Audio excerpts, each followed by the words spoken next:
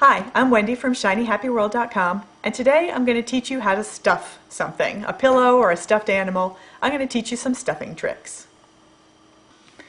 You would think that stuffing is just shoving a handful of stuffing in whatever you've made, but if you're not careful, I deliberately stuffed this one badly. If you just stuff stuff in there, you'll get these floppy points.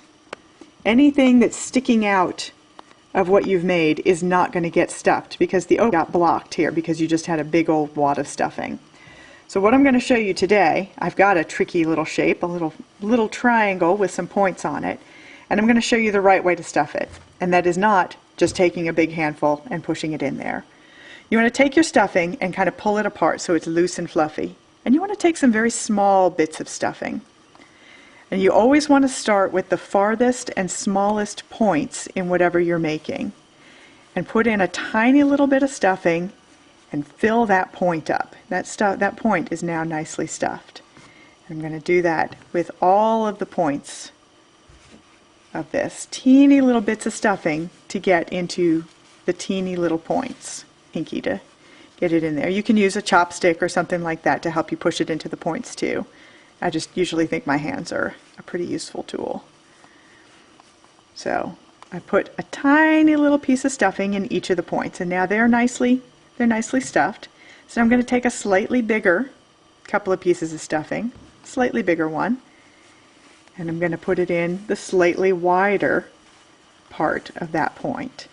And you always want to mash it. Stuffing can take as long to stuff an animal as it takes to make it. So that's nice and evenly stuffed all the way up to that point now. I'm going to work my way around the triangle. You want to do this with whatever you're stuffing. If you are doing a little bear or something, you want to stuff his legs before you stuff his body. And just put in as big a piece or as small a piece as you need to fill the tiny little area that you're filling. Now our areas are getting progressively bigger, so we can start putting in bigger pieces of stuffing.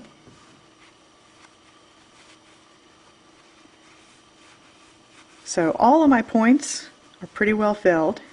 I'm going to put one more little piece up here because this one's kind of a long, skinny point.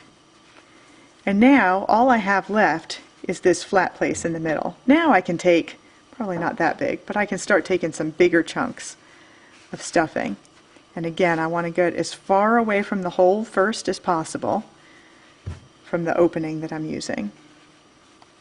But now I can start putting in some bigger pieces because I'm filling a big area, and filling that big area now is not going to block entrance to the little areas. But I still am going to work my way in from the middle and keep pushing it toward all those points.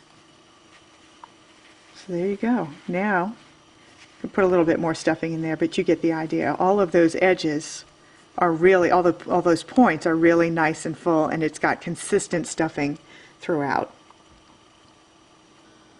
So that's how you stuff anything, a pillow, a stuffed animal, a teddy bear, anything like that. You put the stuffing first in the smallest parts and the parts that are farthest away from your stuffing hole. Start with those small little points first and then progressively work back toward the center and toward the stuffing opening. I'm Wendy from ShinyHappyWorld.com. See you next time.